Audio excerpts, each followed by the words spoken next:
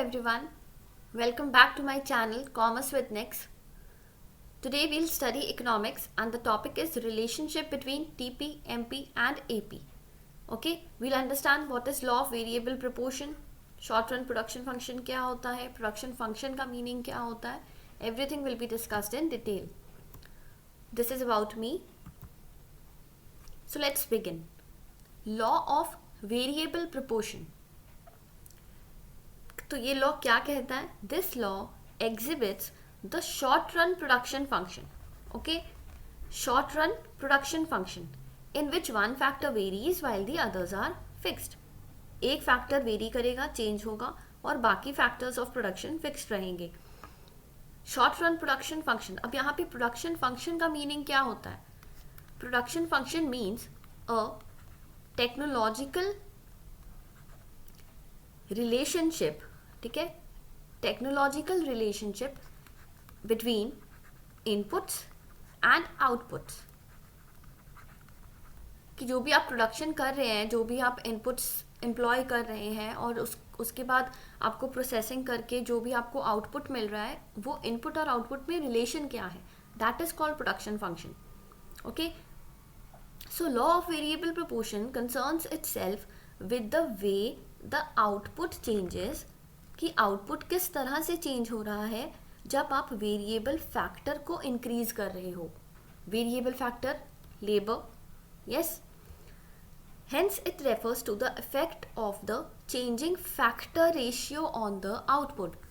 Changing factor ratio मतलब कि अगर आपने फिक्स्ड फैक्टर्स और वेरिएबल फैक्टर्स लगाए. फिक्स्ड फैक्टर आप कुछ भी ले सकते हो, लैंड भी ले सकते हैं आप, मशीन भी ले सकते हैं, और वेरिएबल में तो लेबर आएगा. यस, आपने फिक्स्ड फैक्टर्स तो obviously we will keep it fixed. Variable में मान लो शुरू में आपने कोई भी लेबर नहीं लगाई, तो आपका टीपी क्या होगा, टोटल प्रोडक्ट क्या होगा, 0 होगा. यस, और अगर आपने बाद में 1 लेबर इंक्रीज की, उसके बाद आपने 2 लेबर लगाए, तो यहाँ पे आपका मान लो कि 10 था और यहाँ पे 15 हो गया. तो यहाँ पे हो क्या रहा है कि आपने जैसे ही वेरिएबल फैक्टर इंक्रीज किए तो आपका टोटल प्रोडक्ट भी इंक्रीज हो गया. यस, और we can take another example. जैसे आपने मान लो कि लैंड के 10 एकर्स थे और आपने लेबर कितनी लगाई थी, 1, और उसके बाद आपने लैंड को तो कांस्टेंट रखा बिकॉज ये तो फिक्स्ड फैक्टर है. शॉर्ट रन में तो हम फिक्स्ड फैक्टर्स और वेरिएबल फैक्टर्स दोनों ही देखते हैं. यस, शॉर्ट रन में देखो क्या होता है, शॉर्ट रन में फिक्स्ड भी होते हैं आपके फैक्टर्स और वेरिएबल भी होंगे, क्योंकि आप शॉर्ट रन में लैंड वगैरह अक्वायर नहीं कर सकते. यस, सो हमें शॉर्ट रन में दोनों फैक्टर्स देखने को मिलते हैं, फिक्स्ड भी वेरिएबल भी. बट लॉन्ग रन में आपके पास सारे ही फैक्टर्स वेरिएबल होते हैं बिकॉज आपके पास बहुत टाइम है, आप चेंज कर सकते हो फैक्टर्स को. तो यहाँ पे long run में all the factors are variable, but in short run we have 2 factors, one is fixed and variable. तो अब ये एग्जाम्पल में देखो, जैसे आपने 10 acres of land पे एक लेबर को एम्प्लॉय किया, तो आपका रेशियो क्या हुआ, 10:1. अब आपने लैंड को तो कांस्टेंट रखा, यस, और आपने लेबर को इंक्रीज कर दिया, तो यहाँ पे आपका रेशियो क्या हो गया, 5:1. So this is the changing factor ratio, और इसी का इफेक्ट हम आउटपुट पे देखते हैं. तो चेंजिंग फैक्टर रेशियो का इफेक्ट आउटपुट पे देखा जाता है. अब why it is called the law of variable proportion, इसको हम लॉ ऑफ वेरिएबल प्रोपोर्शन या रिटर्न्स टू फैक्टर क्यों कहते हैं? क्योंकि जब हम वन इनपुट को वेरी करते हैं, जैसे कि अगर हम लेबर की बात करें, अगर हम एक इनपुट को वेरी करते हैं तो factor ratio, yes, factor ratio भी वेरी हो जाती है. जैसे कि हमने इस एग्जाम्पल में देखा, 10:1 थी तो 5:1 हो गया. क्यों हुआ? क्योंकि हमने लेबर को 1 से इंक्रीज करके 2 यूनिट्स पे लेके गए. So this is why it is called law of variable proportion. Okay, और लॉ ऑफ वेरिएबल प्रोपोर्शन में हम प्रोडक्ट को 3 पर्सपेक्टिव से देखते हैं. ओके, 3 पर्सपेक्टिव से देखते हैं, that is TP, MP and AP. TP stands for total product, MP stands for marginal product and AP stands for average product. Okay, अब इसके कुछ अजम्पशंस हैं, अजम्पशंस आर इम्पॉर्टेंट, आपको यहाँ से डायरेक्ट क्वेश्चंस देखने को मिलते हैं एग्जाम में। तो फर्स्ट एग्जाम अजम्पशन क्या है कि जो टेक्नोलॉजी है उसे हम कांस्टेंट मानते हैं, ओके, कि टेक्नोलॉजी चेंज नहीं हो रही है, क्योंकि अगर टेक्नोलॉजी में इम्प्रूवमेंट हो गई तो आपका तो प्रोडक्शन ऑटोमेटिकली इम्प्रूव हो जाएगा, आपका आउटपुट ज़्यादा होगा, तो इसीलिए टेक्नोलॉजी को कांस्टेंट माना जाता है। Next is variable factor production, factor proportion, ये तो हमने अभी पढ़ा पिछले एग्जाम्पल में, ये 5:1, 10:1, यस।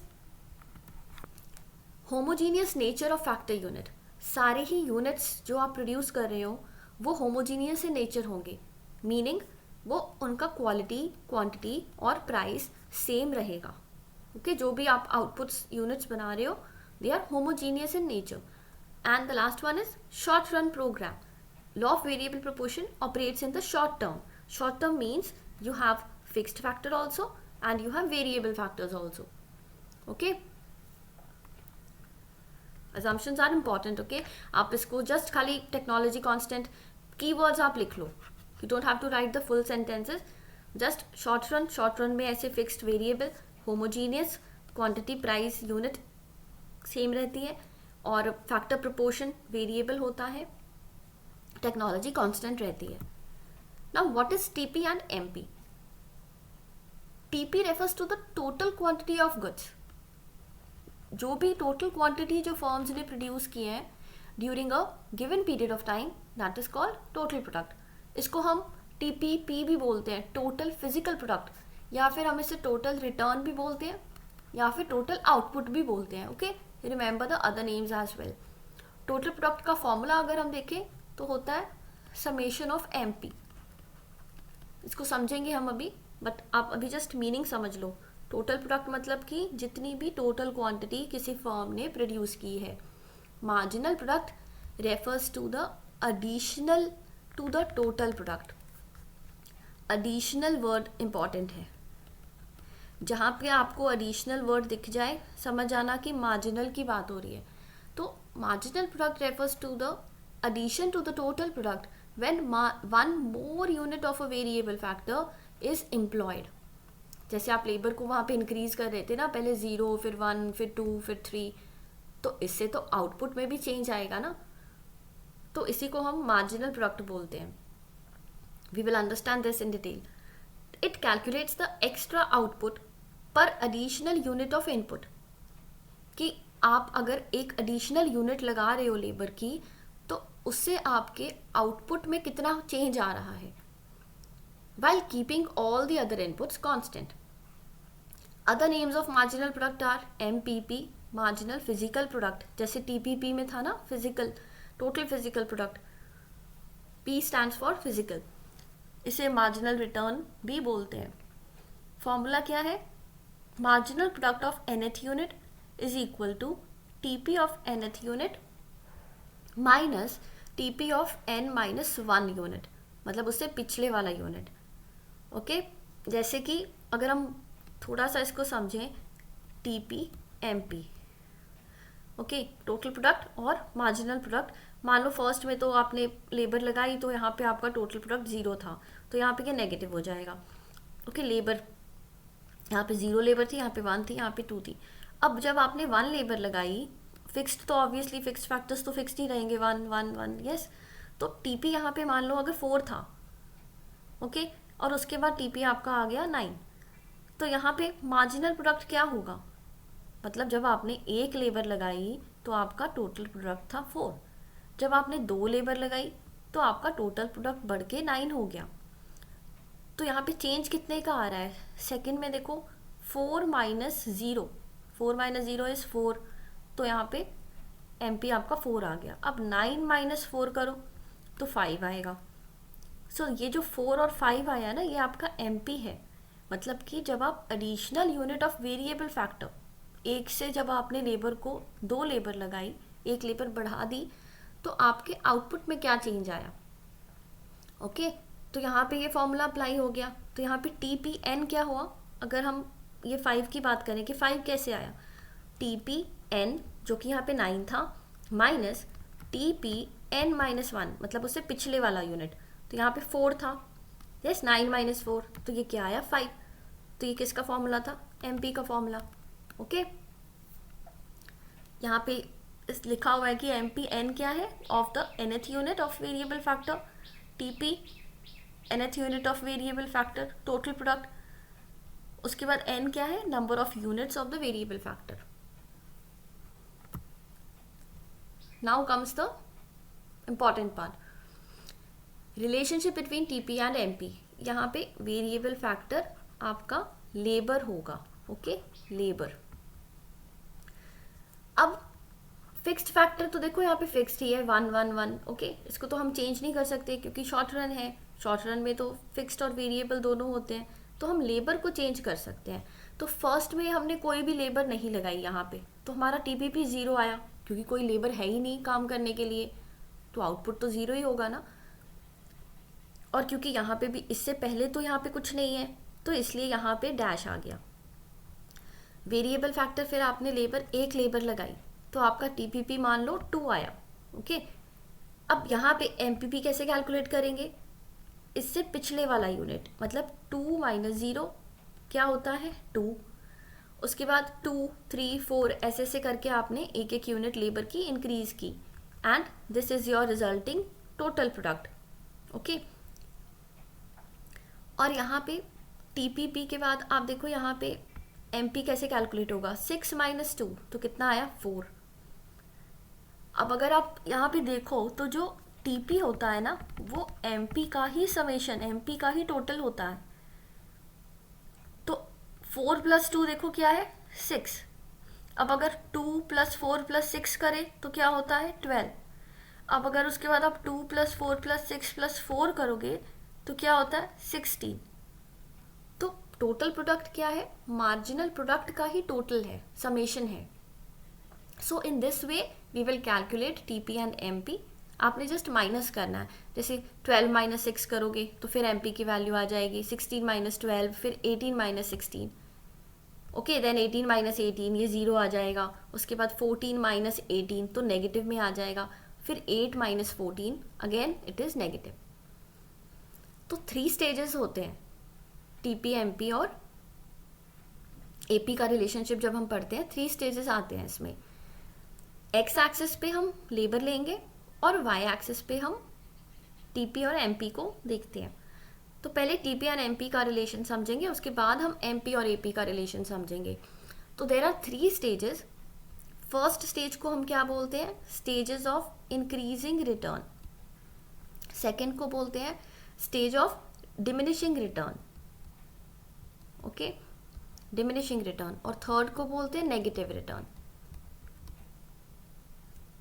पॉइंट ऑफ इन्फ्लेक्शन किसे कहते हैं, जहाँ पे कर्व की शेप चेंज होती है। जैसे यहाँ पे जो टीपी कर्व है, अच्छा अगर कोई कर्व ऐसे चेंज हो रहा है, ओके, पहले कर्व ऐसे जा रहा है, तो इसका मतलब है कि ये इंक्रीज कर रहा है एट इंक्रीजिंग रेट। और अगर कोई कर्व स्टार्टिंग से ही ऐसे है, तो इसका मतलब ये इंक्रीज कर रहा है at decreasing rate. This much is clear, increasing आया था, डिक्रीजिंग रेट। तो यहाँ पे कहीं ना कहीं जहाँ पे शेप चेंज हो रही है इसकी, ये पहले ऐसे था, उसके बाद देखो यहाँ से इसकी शेप चेंज हो रही है, तो इसको हम कह देते हैं point of inflection.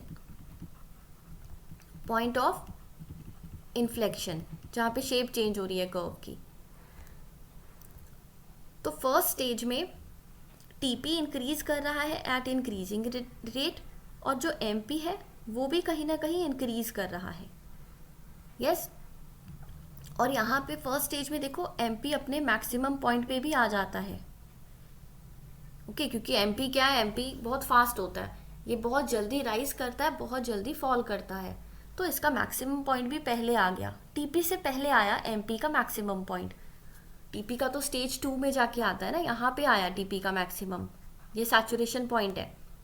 Okay, this one saturation point या मैक्सिमम पॉइंट।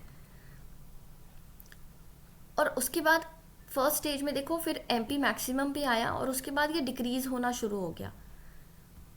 और टीपी जो है शुरू में तो इंक्रीजिंग रेट पे इंक्रीज करता है, बट उसके बाद ये यहाँ से डिक्लाइन होना स्टार्ट हो जाता है, मतलब कि डिक्लाइन नहीं, आप increasing at a decreasing rate बोलो, मतलब कि ये इंक्रीज तो हो रहा है पर थोड़े कम रेट पे इंक्रीज हो रहा है सेकेंड स्टेज में। ओके, फिर ये अपने मैक्सिमम पे आता है टीपी, और उसके बाद ये डिक्लाइन होना स्टार्ट हो जाता है। और जब टीपी मैक्सिमम होता है तब एमपी क्या होता है, ज़ीरो। जब टीपी डिक्लाइन हो रहा है तब एमपी क्या है यहाँ पे, नेगेटिव। अब इसको इस टेबल के पॉइंट ऑफ व्यू से आप समझो। यहाँ पे इंक्रीजिंग रिटर्न का जो स्टेज है, स्टेज 1, यहाँ पे देखो एमपी इंक्रीज हो रहा है 2, 4, 6, यस, यहाँ तक क्या है, स्टेज 1। क्यों इसे हम बोलते हैं कि ये इंक्रीजिंग रिटर्न का स्टेज है, क्योंकि यहाँ पे एमपी आप देखो इंक्रीज हो रहा है, 2 था, 4 था, 6 हुआ, यस।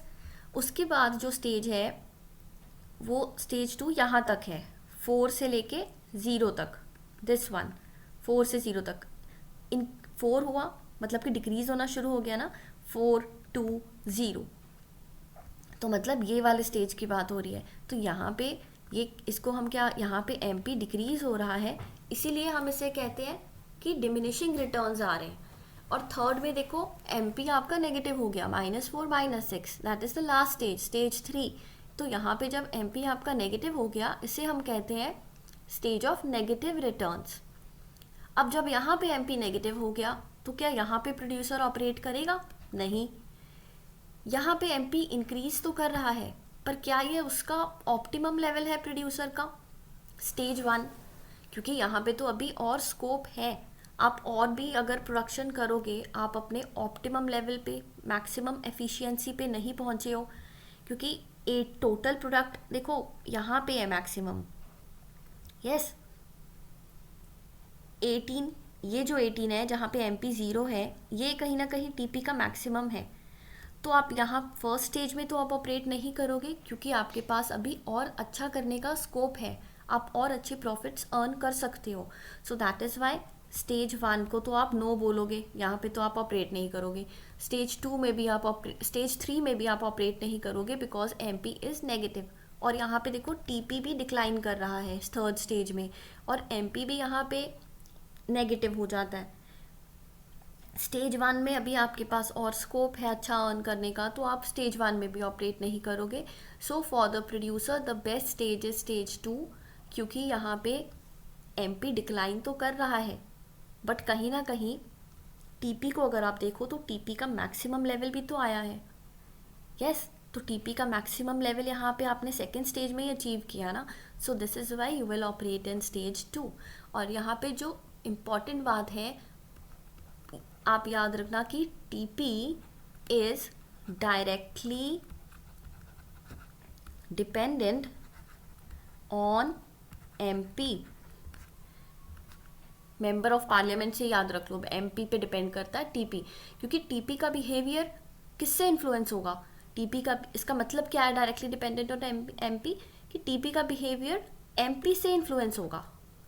एमपी जो है ना वो बहुत पावरफुल है, एमपी टीपी के बिहेवियर को चेंज कर देगा, इसीलिए तो इसको इंक्रीजिंग, डिक्रीजिंग और नेगेटिव रिटर्न बोलते हैं ना। किसके बिहेवियर पे बोला आपने, एमपी के बिहेवियर पे। और टीपी हमने अभी पढ़ा कि टीपी क्या है, एमपी का ही तो समेशन है, अंडरस्टूड। आपने यहाँ पे ये जो पॉइंट्स है ना कि एमपी पहले मैक्सिमम पॉइंट आया, पॉइंट ऑफ इन्फ्लेक्शन कहाँ पे आया, और सेकेंड स्टेज में क्या हो रहा है, एमपी डिक्लाइन कर रहा है, टीपी इंक्रीज कर रहा है at a decreasing rate, TP maximum second stage में आया, यस। और थर्ड स्टेज में टीपी और एमपी दोनों डिक्लाइन कर रहे हैं, पर टीपी जो है वो थर्ड स्टेज में पॉजिटिव रहता है, लेकिन एमपी जो है वो थर्ड स्टेज में आके नेगेटिव हो जाता है। ये आपने याद रखना है कि कौन से स्टेज में टीपी और एमपी का क्या रिलेशन है। These stages have been described here, जो अभी हमने समझा आप इसको रीड कर सकते हो, ओके, नहीं तो वीडियो बहुत लेंदी हो जाएगा। You can pause it and just read it, दोनों आप स्क्रीनशॉट ले सकते हो, इसका, ये स्लाइड का और इस स्लाइड का, okay, then you can understand. वहाँ पे बस यही बताया हुआ है कि 3 यूनिट्स ऑफ लेबर तक फर्स्ट स्टेज है, देन 6 यूनिट्स ऑफ लेबर तक सेकेंड स्टेज है, और थर्ड स्टेज आपके ये 7 और 8 में है, जहाँ पे एमपी नेगेटिव हो जाता है। सेकेंड स्टेज में एमपी पॉजिटिव रहता है, 0 हो जाता है। यस, पॉजिटिव रहता है, बट फिर डिक्लाइन भी तो हो रहा है, डिक्लाइन होके 0 हो जाता है। और फर्स्ट स्टेज में दोनों इंक्रीज कर रहे हैं और एमपी अपने मैक्सिमम पे आता है। और यही चीज़ मैंने लास्ट स्लाइड यहाँ पे भी लगाई है आपके लिए। ओके, फर्स्ट स्टेज में टीपी एमपी पे क्या एवरेज प्रोडक्ट हम अभी पढ़ेंगे, आप टीपी एमपी को देख सकते हो for the time being. Second stage में क्या होता है, थर्ड स्टेज में क्या होता है। Okay, you can take a screenshot of this slide as well. तो यहाँ पे हम थोड़ा सा देख लेते हैं कि अगर मैं यहाँ पे लिखूँ एमपी, ओके, और यहाँ पे मैं लिखूँ टीपी, इनका रिलेशन देख लेते हैं कि दोनों में क्या रिलेशन है। और आप खुद भी इसको नोट डाउन करो, एग्ज़ाम टाइम पे आप पूरा चार्ट थोड़ी रिवाइज करोगे या इस पूरा डायग्राम थोड़ी देखोगे, आप जस्ट की पॉइंट्स देखना, की पॉइंट्स को देख के आप अच्छे से आपको क्लियर हो जाएगा। तो जब एमपी इंक्रीज हो रहा है तब टीपी क्या कर रहा था, टीपी भी इंक्रीज कर रहा था एट इंक्रीजिंग रेट। जब एमपी डिक्रीज हुआ तब टीपी इंक्रीज कर रहा था एट डिक्रीजिंग रेट। जब एमपी 0 हुआ तो टीपी मैक्सिमम हुआ। जब एमपी डिक्लाइन हुआ तब टीपी क्या हुआ, सॉरी, जब एमपी यहाँ पे नेगेटिव होगा, यस, जब एमपी नेगेटिव हुआ तो टीपी क्या हुआ, डिक्लाइन हुआ। तो यहाँ से हम क्या इन्फरेंस ड्रॉ कर सकते हैं कि एमपी जो है ये तो पॉजिटिव भी रहता है, फिर ये 0 हो जाता है, फिर ये नेगेटिव हो जाता है, यही इसकी क्वालिटी है। पर टीपी जो है ये हमेशा पॉजिटिव ही रहता है। टीपी कब नेगेटिव होता है, जब आप कोई लेबर लगा ही नहीं रहे हो। तो ऑब्वियसली जब आप लेबर ही नहीं लगा रहे हो, 0 लेबर है, तब तो टीपी, तब थोड़ी ना प्रोडक्शन होगा, तब तो टीपी 0 ही होगा। बट अगर उसके बाद की बात करें, जब आप लेबर को 1 2 3 करके इंक्रीज कर रहे हो, उसके बाद कभी टीपी नेगेटिव नहीं होगा। तो टीपी देखो, लास्ट स्टेज थर्ड स्टेज में हमने क्या पढ़ा था, टीपी डिक्लाइन तो कर रहा था ऐसे, बट था तो positive. Okay, so this relationship you have to remember. यहाँ पे आप देख सकते हो, when TP is maximum MP is 0, अभी पढ़ा। When TP is falling MP is negative, ये भी हमने देखा। जब तक टीपी पॉजिटिव है, ये बाद में पढ़ेंगे, ठीक है, एपी आ गया इसमें। तो I hope this much is clear. अब हम आते हैं एवरेज प्रोडक्ट पे। एवरेज प्रोडक्ट क्या है, it refers to the output per unit of a variable input. आप जैसे एवरेज निकालते हो ना कि आपके कितने मार्क्स आए ऑन एन एवरेज बेसिस, तो आप क्या करते हो, जो आपका टोटल मार्क्स आए divided by the number of subjects. तो यहाँ पे नंबर ऑफ सब्जेक्ट्स की जगह नंबर ऑफ यूनिट्स हो जाएंगे, दैट इज लेबर। तो ये किसका फॉर्मूला हो गया, एपी का। अब अगर आपको यहाँ से टीपी का फॉर्मूला डिराइव करना हो तो आप कैसे करोगे, इसको क्रॉस मल्टीप्लाई करोगे, that is AP into N. ये किसका फॉर्मूला बन गया, टीपी का फॉर्मूला। ओके, तो अब हम इसको यहाँ समझ लेते हैं पहले। ओके, यहीं से समझते हैं। Okay, let me draw first TP और एमपी का रिलेशनशिप और एपी और एमपी का रिलेशनशिप।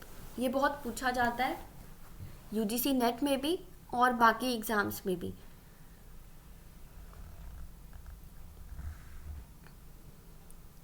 तो ये एमपी हो गया, यस। अब हम यहां से बनाएंगे एपी, दिस इज एपी। तो यहाँ पे देखो, जब एमपी, ये वाली लाइन एमपी की है, यस, और जो ये वाली लाइन है ये एपी की है। शुरू में देखो यहाँ पे एमपी ज़्यादा है, यस, ये वाली लाइन ऊपर है ना, ये वाली लाइन, और एपी की लाइन कहाँ है, ये वाली सेकंड वाली, तो ये नीचे है। तो जब एमपी ज़्यादा है, जब एमपी ज़्यादा है एपी से, तो एपी क्या करेगा, राइज करेगा। देखो यहाँ पे एपी क्या कर रहा है, राइज कर रहा है, यस, इंक्रीज हो रहा है यहाँ पे एपी। जब एमपी और एपी दोनों इक्वल हो जाएंगे तो एपी अपने मैक्सिमम पॉइंट पे आ जाएगा, जो कि है यहाँ। जब यहाँ पे तो दोनों इक्वल है, देखो मीट कर रहे हैं एमपी एपी, तो यहाँ पे क्या है, एपी अपने मैक्सिमम पॉइंट पे है। यस, क्योंकि इसके बाद तो वो डिक्लाइन होना शुरू हो गया ना एपी, यहाँ से तो एपी डिक्लाइन हो रहा है। और उसके बाद जब एमपी एपी से कम है, जो कि यहाँ की बात हो रही है, यहाँ एमपी देखो नीचे है एपी से, तो यहाँ पे एपी भी तो फिर नीचे आ रहा है, एपी भी डिक्लाइन कर रहा है। तो जब एमपी एपी से कम है then AP is declining. This relationship is important, और इसको आपको लर्न करने की ज़रूरत नहीं है। You can simply draw an exam. आप ऐसे एल शेप बनाना, एमपी को जल्दी से राइज करके जल्दी से फॉल कराना है आपने। यस, और जो एपी बनाओगे ना, यहाँ पे इसका ऐसे मैक्सिमम हो गया, उसके बाद इसको डिक्लाइन कर देना और इसको यहाँ से ऐसे ज्वाइन कर देना, तो ये आपका एपी बन गया। इसके बेसिस पे आप इजीली आइडेंटिफाई कर सकते हो कि क्या रिलेशनशिप है। You don't have to remember it कि कब यहाँ पे इंक्रीज हो रहा है, कब डिक्रीज हो रहा है। From this diagram it will be clear. तो अब ये जो हमने रिलेशनशिप ड्रॉ किया है, इससे हम क्या कंक्लूड कर सकते हैं कि जो एमपी है वो फॉल करता है एट अ फास्टर रेट, है ना। एमपी बहुत तेज होते हैं, वो बहुत जल्दी राइज करके बहुत जल्दी फॉल भी करते हैं। इसी वजह से तो एमपी का मैक्सिमम पॉइंट भी देखो पहले आया एपी से। टीपी पे भी, टीपी वाले रिलेशन में भी ऐसे ही था, वहाँ पे भी एमपी का मैक्सिमम पॉइंट पहले आया था। तो एमपी बहुत फास्ट है, और वहाँ पे भी तो एमपी जो था वो, टीपी जो था वो एमपी पे डिपेंडेंट था, मतलब एमपी की चलती है। ओके, अब यहाँ पे भी एमपी की चलेगी, तो एमपी जल्दी राइज किया, जल्दी फॉल किया, और एपी बेचारा ये धीरे धीरे चलता है। तो ये एक रिलेशनशिप है, और ये तीन जो है सबसे इम्पॉर्टेंट है, ये तीन। अब यहाँ पे एमपी कट्स, अच्छा I am writing here only, okay, MP cuts AP from above. देखो एमपी ऊपर से कट कर रहा है किसको, एपी को। अब दोनों की शेप, ये जो दोनों एपी एमपी है, इनकी शेप अगर पूछे तो आप क्या कहोगे, inverted U shaped, inverted U shaped, उल्टा यू, है ना, यू ऐसे लिखते हैं तो, बट ये ऐसे है।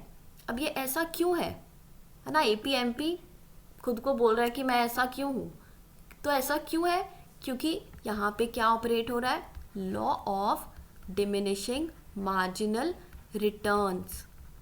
और law of diminishing marginal return क्या कहता है कि आप जैसे जैसे किसी वेरिएबल फैक्टर को इंक्रीज करोगे, तो शुरू शुरू में तो आपका आउटपुट इंक्रीज होगा, फिर वो अपने मैक्सिमम पे आएगा और फिर डिक्लाइन करेगा। वेरिएबल फैक्टर को आप किस पे एम्प्लॉय कर रहे हो, ऑब्वियसली फिक्स्ड फैक्टर पे ही तो एम्प्लॉय करोगे ना, लैंड या मशीन पे। तो जैसे जैसे आप वेरिएबल फैक्टर्स इंक्रीज कर रहे हो, शुरू में तो प्रोडक्शन ज़्यादा होगी, मतलब कि ऐसे इंक्रीज करेगा, फिर वो आएगा अपने मैक्सिमम पे। यस, फिर उसके बाद वो डिक्लाइन करेगा, तो बन गया इन्वर्टेड यू शेप। क्लियर। और यहाँ से आप चाहो ना तो आप एपी कैलकुलेट भी कर सकते हो, खुद से कैलकुलेट करना, खुद से ना डायग्राम ड्रॉ भी करके देखना, ये टेबल को आप प्लॉट करना, और ठीक है, with the help of graph paper पे भी आप कर सकते हो, या अच्छे से मेजर करके स्केल आप प्लॉट करके देखना इसको। एपी कैसे कैलकुलेट करोगे, ये जो टीपी है इसको कर दोगे आप एन से डिवाइड, तो यहाँ पे आपके पास फिगर्स आ जाएगी, मतलब यहाँ पे तो डैश आएगा और यहाँ पे 2 आ जाएगा। यस, उसके बाद 6 डिवाइडेड, ये वाला जो 6 है डिवाइडेड बाय 2, तो यहाँ पे आपका 3 आ जाएगा। फिर 12 डिवाइडेड बाय 3, तो यहाँ पे आपका 4 आ जाएगा। 16 डिवाइडेड बाय 4, यहाँ पे भी 4 आ जाएगा। So this way you can calculate AP. तो आप एपी में भी आप देखोगे कि शुरू शुरू में एपी इंक्रीज करेगा। यस, 2 के बाद 3 हुआ तो एपी इंक्रीज कर रहा है, फिर उसके बाद 4 और 4 मतलब मैक्सिमम पे आया, फिर उसके बाद आप देखोगे कि एपी डिक्लाइन करेगा। ओके, तो अब हम ये समझते हैं जो हमने पीछे अभी इस स्लाइड पे समझा ना एपी एमपी का, तो ये यहाँ पे है व्हेन एपी इज मैक्सिमम। तो जब एपी अपने मैक्सिमम पे है तो एमपी एपी इक्वल होते हैं, हमने अभी पढ़ा। जब तक टीपी पॉजिटिव है तब तक एपी भी पॉजिटिव है। देखो टीपी यहाँ तक पॉजिटिव है, यस, और तब तक देखो एपी भी पॉजिटिव है। उसके बाद MP and AP are inverted U shaped, ये भी हमने पढ़ा. क्यों यू शेप्ड है हमने ये भी पढ़ा. ठीक है, law of diminishing marginal return की वजह से. MP cuts AP at its maximum point. ठीक है, फ्रॉम अबव, मैक्सिमम पॉइंट पे भी कट करता है फ्रॉम अबव. एक ना कॉस्ट का होता है MC और AC. एवरेज कॉस्ट कर्व तो यू शेप्ड होते हैं क्योंकि इसका हम मिनिमम पॉइंट देखते होते हैं. कॉस्ट को तो मिनिमम रखेंगे ना, तो वहाँ पे जो MC होता है ना वो बिलो कट करता है, वहाँ पे MC नीचे से कट करता है. आप कंफ्यूज मत होना, यहाँ पे कॉस्ट की बात हो रही है. तो कॉस्ट कर्व्स तो यू शेप्ड होते हैं, बट जब हम MP और AP की बात करें तो ये इन्वर्टेड यू शेप्ड होते हैं. और यहाँ पे MP ऊपर से कट करता है AP को. Okay, don't confuse it with MC and AC कि जहाँ पे MC देखा तो हाँ बिलो ही आपने लर्न करना है. First see whether it is they are talking about MP और MC. Now this is it. Okay, I hope you understood the session well. अगर आपको कोई डाउट है, कुछ नहीं समझ में आया, you can write it in the comment section. In the next class we will come up with next topic, है ना, a new topic. I am thinking कि अगर मैं या तो इंडिफरेंस कर्व पे हम लोग डिस्कशन कर लेंगे, क्योंकि ये कुछ टॉपिक्स हैं ना जिस पे हर बार क्वेश्चन देखने को मिलता है. So okay, go through the slides, notes बनाना खुद से. और स्पेशली ये वाली जो स्लाइड है, यहाँ पे ये वाला रिलेशनशिप और ये वाला रिलेशनशिप, और यहाँ पे जो मैंने ये 2 पॉइंट्स लिखे हैं, आप इसको ज़रूर नोट डाउन करना. Okay, thank you, bye bye, see you again in the next video. Till then keep studying और रिजल्ट का वेट ना करें. वैसे तो आपको रिजल्ट पता चल ही गया होगा. Yes, so don't waste your time. अगर आपको थोड़ा भी डाउट है फिर भी आप पढ़ते रहें. यस, कुछ ना कुछ सीखोगे ही आप बैठ के आप वेट तो नहीं कर सकते रिजल्ट का. So don't waste your time. Okay, see you again in the next video. और यहाँ पे भी मैं कुछ आपको 1-2 वीडियोस मतलब लगा दूंगी, आप उसको देख सकते हो. ठीक है, या फिर उसको पिन कर दूंगी, तो you can definitely watch those videos as well. Bye bye, take care.